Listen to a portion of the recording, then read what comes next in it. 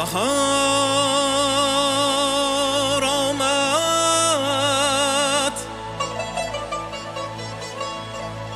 نگاری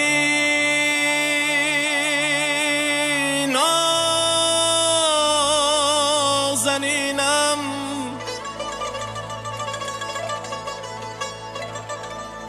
بیا تا یک دم سیرت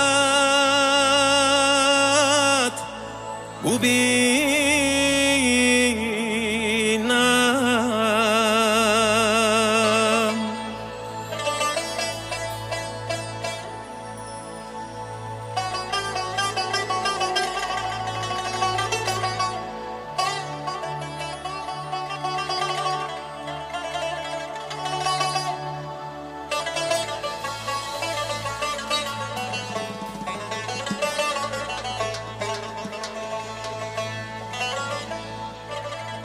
بیا تا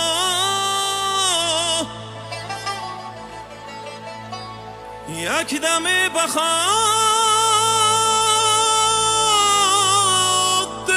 شاد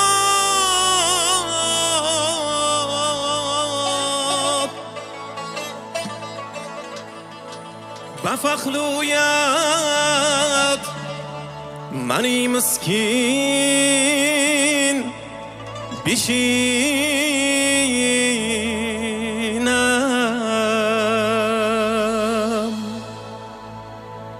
جان جان جان دلبر جان دلی مرا مرنجان جان جان جان دلبر جان دلی مرا مرنجان جان جان دلبر جان دلی مرا مرنجان جان جان جان دلبر جان دلی مرا مرنجان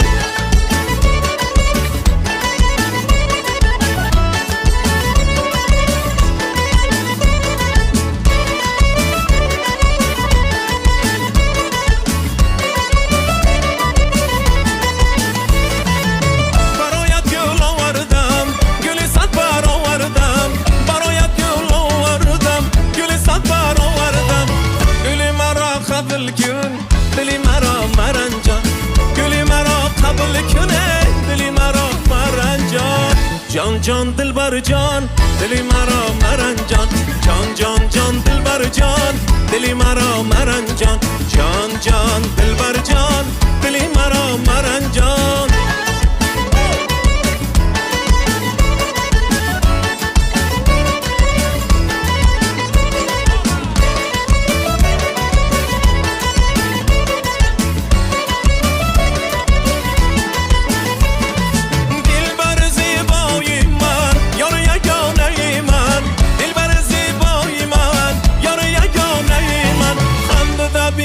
گردم دلی مرا مرنجان خنده دا بیا گردم دلی مرا مرنجان جان جان دلبر جان دلی مرا مرنجان جان جان جان دلبر جان دلی مرا مرنجان جان جان دلبر جان دلی مرا مرنجان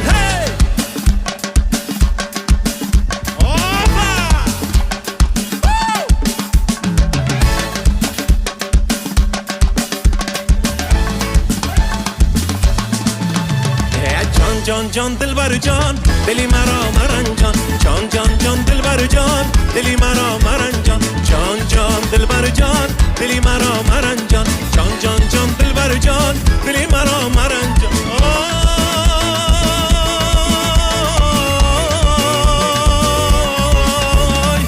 دلی مرا مرنجان Akmal Xo'ja Xolxo'jayev olqishlab qo'yamiz. Javohir aka marhamat. Akmal Xo'jani ovozi juda yaxshi ekan. Keyin mana shu Jonjon Duranjonni boshi birinchi joyi o'shanisi menga yoqdi.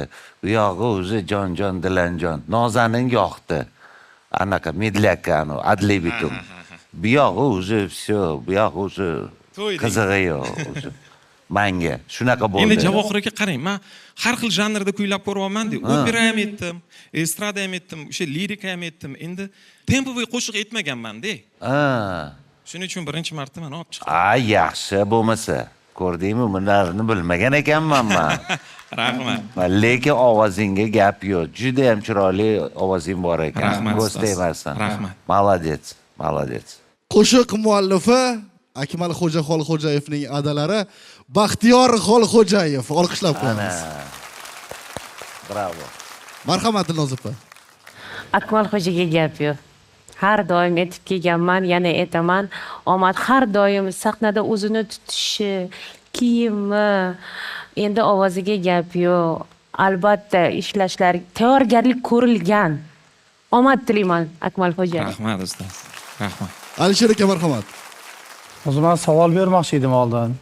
Kim bilandir maslahatlashadi bu bola. Shu deb qo'shiqni o'ylab turdim. Ko'zim oldiga bir nima deydi, ana klavish ustida uxlab qolib, torni quchoqlab uxlab qoladigan bir orqasida boshqa odam keldida xayolimga. Ungacha javobini eshitib bo'ldimki, demak san'atda oilada nima deydi? Ota kasb deydimi? Qondan o'tib u boshidayoq sezildi. Deganingizda ko'rindi shu joyi. Rahmat. Lekin hammasi zo'r, chiroyli.